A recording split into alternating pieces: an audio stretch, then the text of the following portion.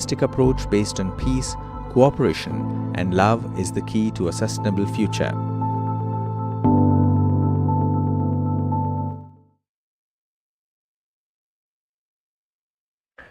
Welcome to our climate studio, live from Baku in Azerbaijan. We bring together experts from politics, science, and spirituality to explore new solutions for the unfolding climate crisis. Myself, I'm Golo Pilz, and I will be tonight moderator on Innovation for a Green Tomorrow. It's day 2 of the 29 Climate Conference in Baku, Azerbaijan. Delegates hope to resolve the climate finance, and interestingly, the developing countries are asking for $1 trillion every year for the damage due to climate change. This is a staggering amount of money. But the financing goal is being overshadowed by the attention for economic crisis, the war in Ukraine and Gaza, and also the recent US election results. People worry that the US might disengage from the COP process, and many other countries take this as a signal to backpedal from their commitment and existing climate pledges. All this have added to a feeling of apathy at this year's COP29. On top of this, activists like Greta Thunberg call this summit a mere act of greenwashing. So quite ominous beginning. I'm glad to have 2 experts with me and hope we can shed a bit more light on this complex topic. Welcome to Keith. Keith, you are a strategic partner and manager with the Solar Cooker International, an organization, I think, with headquarters in America. And before you have been working in clean water projects, served as a Peace Corps volunteer in Thailand, and have experience in the education sector. I read also that you believe a good meal truly does bring people together. It's a very nice statement, and I promise you after this interview we'll have a good meal all together. I'm also glad to have Maureen Goodman with us. Maureen, you're the program director of the Brahma Kumaris at the United Kingdom, and you have been to many UN conferences and recently also at the Biodiversity Summit in Colombia. And you have a deep interest in spirituality and the ethical dimensions of climate change. And since long you have been involved in the interreligious dialogue and represented the Brahma Kumaris at various occasions. Welcome, Maureen. Thank you. So let us straight away start with our interview. Keith, please tell us a bit about Solar Cooker International and your campaigns promoting solar energy and also especially pasteurizing water, which is often overlooked. Sure. Thanks. I wanted to start by thanking the Brahma Kumaris for inviting me here today. And also thank you for your friendship over the years with Solar Cookers International and for your innovation and leadership in solar cooking as well. It's great to be here. Solar Cookers International, as you mentioned, is a non-governmental organization based in Sacramento, California. We have been around since 1987, so we have over 30 years of experience leading the solar cooking sector, as we like to put it. And our organization primarily focuses on advocacy work, research, and capacity building. Our advocacy work centers around advocating or promoting the use of solar cooking technology as a way to allow for greater access to clean cooking. There are currently estimates of 2.1 billion people around the world that rely on polluting fuels and technologies for cooking their meals, so using wood or charcoal for the primary method of cooking. So we come to events like this, COP29, and some other events throughout the course of the year, the Commission on the Status of Women, the High-Level Political Forum. We also hold some events to highlight the benefits that can be accrued or that can then come about from using solar cooking technology. Our research program looks at testing solar cookers using standards that align with the International Organization for Standardization so that solar cookers can be compared across different manufacturers. And then our capacity building work primarily focuses on some small pilot projects and working with countries to develop manufacturing capacity locally. This includes a program at the Kakuma refugee camp in Kenya, and then which has been going on for several years now. And we have a couple new opportunities in the year ahead that we're excited about. We've received some funding from the United Nations Climate Technology Center and Network, the CTCN, sorry. And we'll be doing some pilot programs in Mali and the Central African Republic to introduce or measure the impact that solar cooking can have on those communities. And as you mentioned, pasteurizing water is also another positive impact that can come about from the use of solar cooking technology. So you can heat your meal using direct sunlight, and you can also use that heat energy to make sure that the water that you're drinking is clean and healthy for you as well. By boiling it. By removing the pathogens that could cause you to get sick. It's a big issue. Wonderful. Yes, of course. It's a great work you're doing, especially also in developing countries.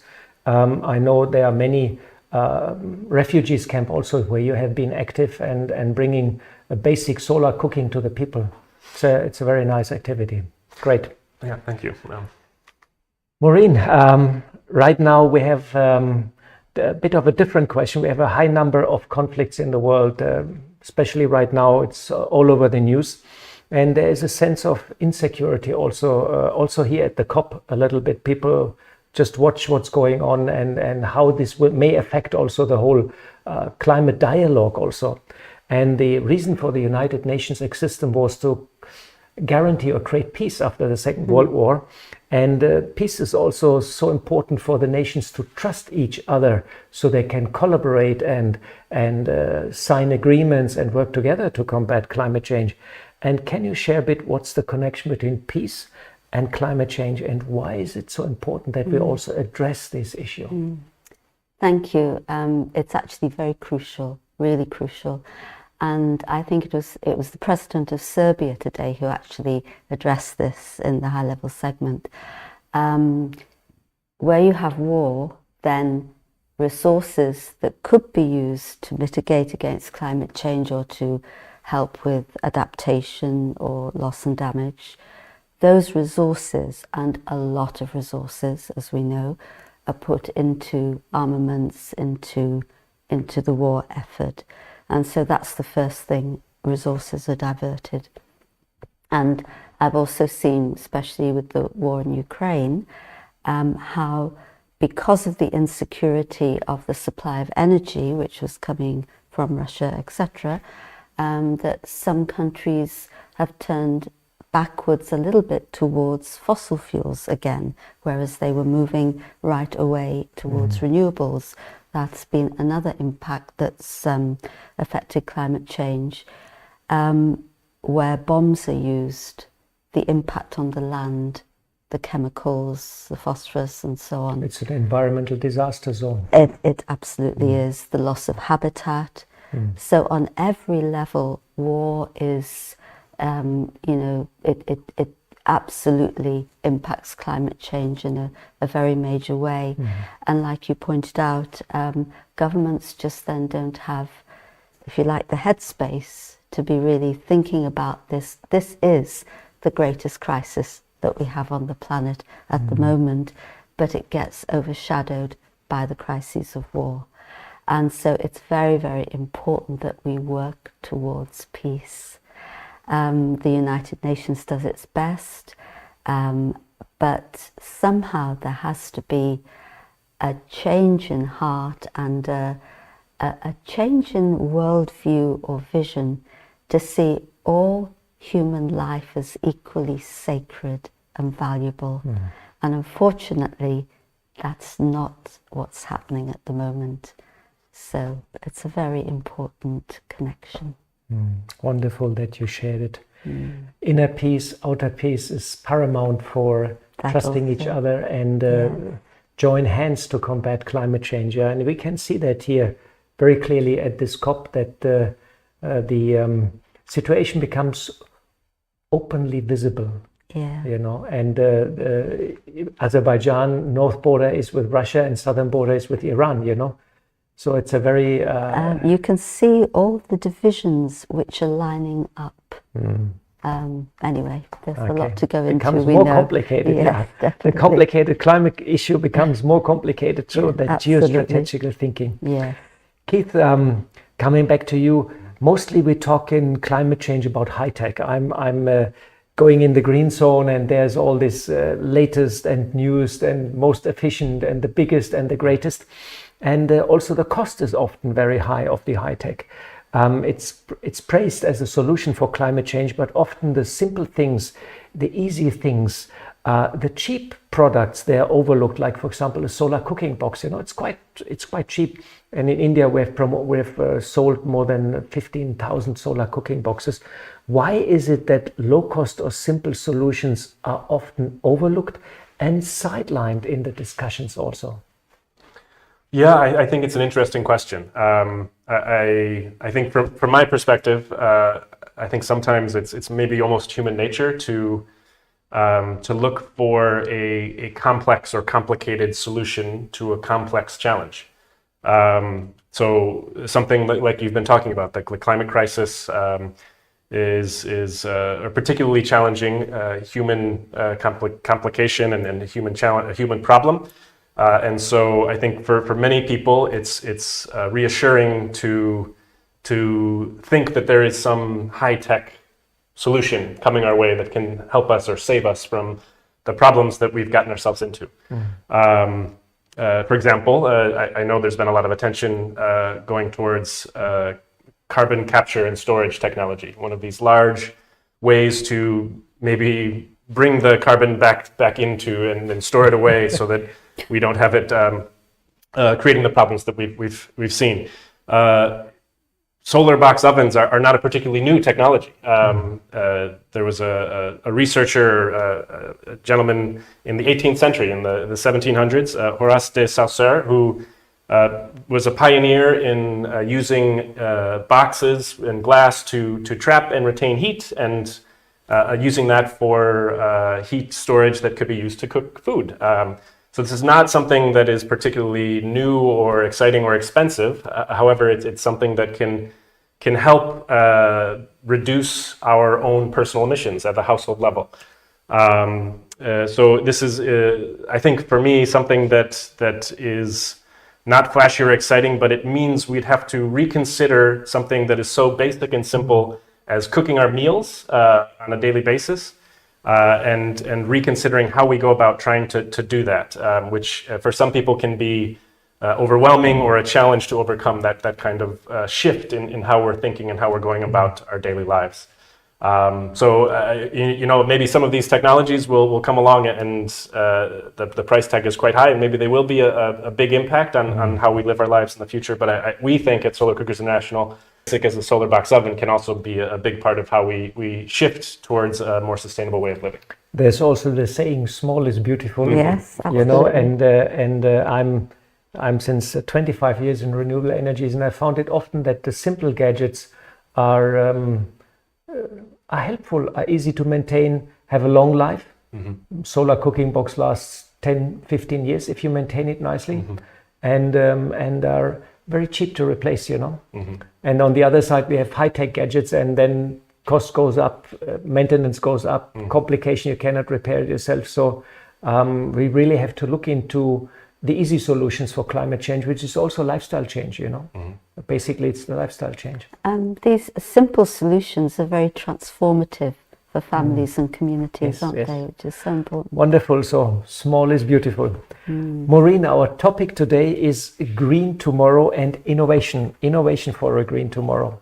And we all know about technological innovation. We just spoke about it, and it's all over, high tech. But there's also a spiritual innovation needed to bring a real change. Maybe moral and ethics have to support and guide the innovation, because sometimes innovation is used in the wrong way. Please share your thoughts on that topic.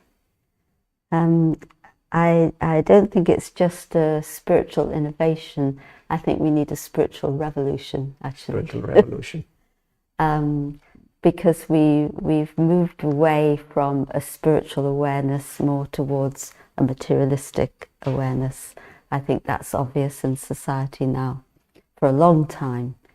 The voice of faith is very important, because our traditions, when you look at the original teachings, tell us a lot about how we can interact with nature and the earth in a very restorative way, and a way which is harmonizing and respects the interconnectedness of life. But you know, when you think about a spiritual revolution, the word that comes to mind is love. Now, it's not a word you hear very often in No, the not at conferences. But why I'm saying that is because if we think about what is the root of violence, if I lack love for myself, then I'm looking towards others or towards the external situation to define me, to give me a sense of self. There's like a vacuum inside. And if I really rely on my position, say, as a leader or whatever the position, and somebody is insulting towards me, and I'm going to very practical things here, what happens? I feel a bit defensive, right? And then I could get angry, could even get violent. You extrapolate that and it leads to war. So the root of violence is actually a lack of love for the self, a lack of understanding of the self. And so this is what we actually really need to put right. So the real spiritual innovation is bringing love into our action, into our relation. Yeah. And if everybody's doing that, the planet will become a better place.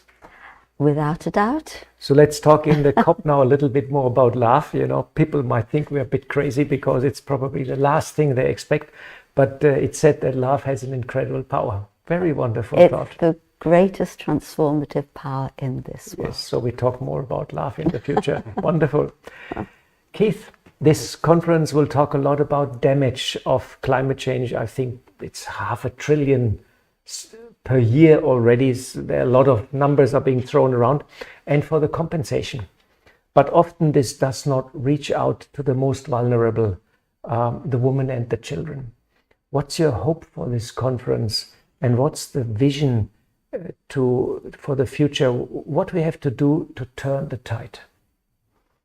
Yeah, it's a great question because I think it gets overlooked in some of the formal discussions. I think there's a lot of jockeying between countries about what should be done or what shouldn't be done, who's going to pay for what, and who's eligible to receive these large amounts of money. But in the end, it's often those vulnerable communities, those vulnerable households that are experiencing the front line, right? They're the ones that are experiencing the consequences of climate change.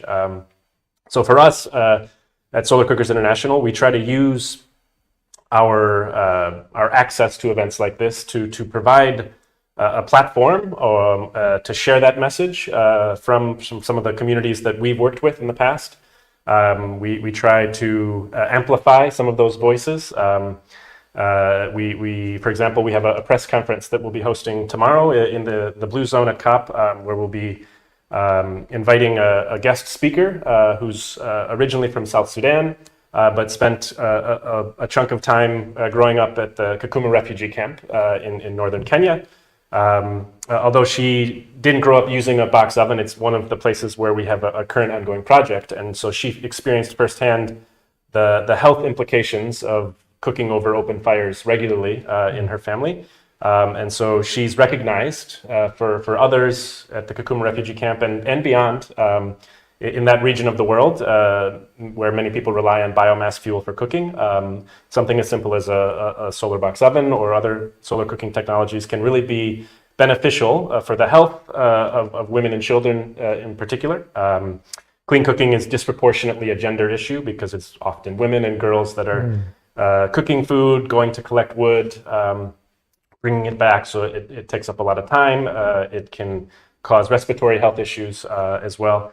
And so my hope is that we can help bring that message to the stage of COP29, and I hope that it resonates with those that we speak with. And for me, I hope that the negotiations go well and that there's some agreements that are a positive sign for our future. But for Solar Cookers International, we're looking for opportunities to work with countries that are relying on biomass.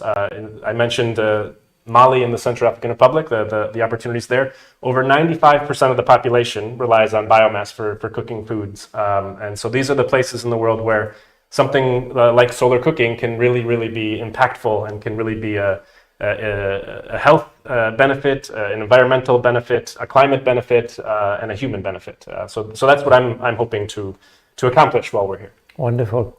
Great. After all, the sun shines almost in all countries of the world. Oh, yes. Yes. And I have done a lot of solar cooking also with a cooking box. And it works wonderful. It's a beautiful gadget. But of course, at the moment, it's a bit cloudy here in Baku, so it wouldn't work much. Are you having a test cooking somewhere here at the conference also? We last year we had an exhibit booth that was outside in Dubai, so we were able to cook some food and at our exhibit booth, and had some people come by, and even just smelling it and seeing it working, I think was eye-opening for some people that weren't familiar. This year the exhibit booths are inside, but we brought some simple reflective panel cookers, and so we'll bring them out. If we have some sunlight, we'll certainly try cooking. I'll have a look, and I will visit your stand and have a look and see. I'm always interested in new models. Mm-hmm. Wonderful, very nice insights. And this brings us now to Maureen. And Maureen, would it be possible you can guide us in a meditation for a couple of minutes and talk a bit about innovation of the mind for a green and beautiful tomorrow? Okay. So I sit comfortably to prepare to expand my awareness. Understanding that whatever is within me is reflected without.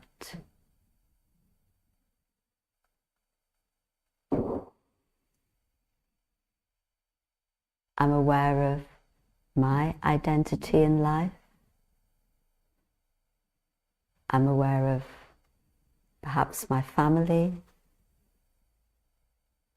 But let me become aware of the whole world, my big human family,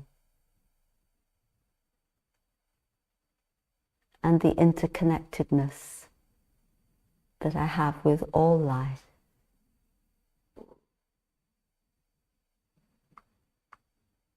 I experience the beauty of life on this planet.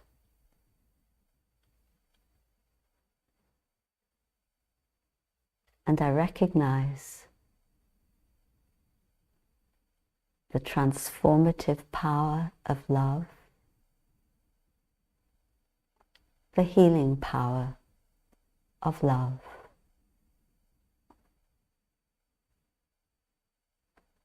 I allow love, unconditional love, to rise in the heart of my being. And I share that love. First, just with my thoughts and vibrations.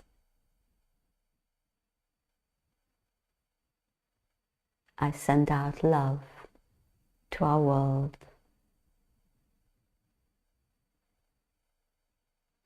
Knowing that healing is taking place. Transformation is taking place.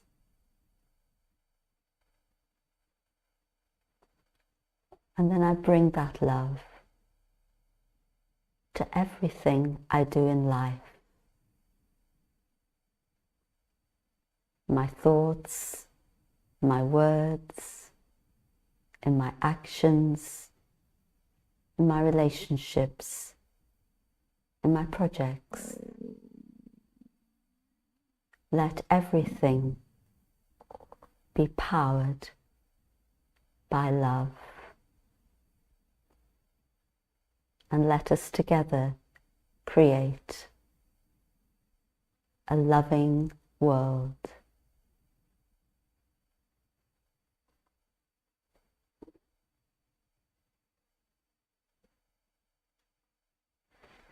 Thank you. Thanks, Maureen. Very nice to combine innovation and love. How sweet. What a great experience. And this brings us to the end of this session. And I'd like to thank very much Maureen and Keith for joining us and sharing their insights. I hope the audience will be inspired and got a snippet here and there also of some new knowledge. Thanks also to our patrons and sponsors and to all our volunteers behind and in front of the camera also, who made this transmission possible.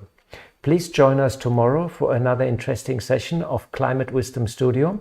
For more information, please visit our webpage echo.brahmakumaris.org/live. Last not least, thanks to our global audience for staying with us and inspiring us, and you hopefully also will be inspired. And goodbye and good night from Baku, and please stay for another 2 minutes. We play a little short video on the activity of Solar Cooker International. Thanks very much.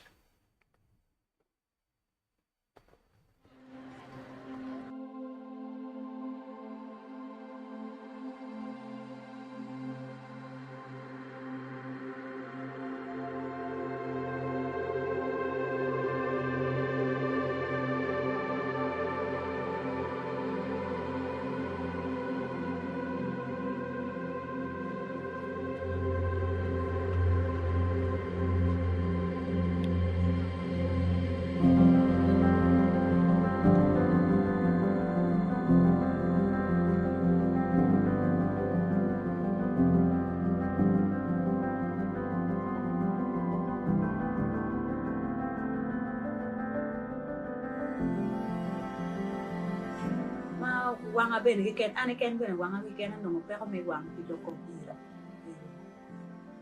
Yala lutini para ben no. Ichama ben ro piro weekend yala tien ara chel pikin kyo no ben. Chigi pero me kore.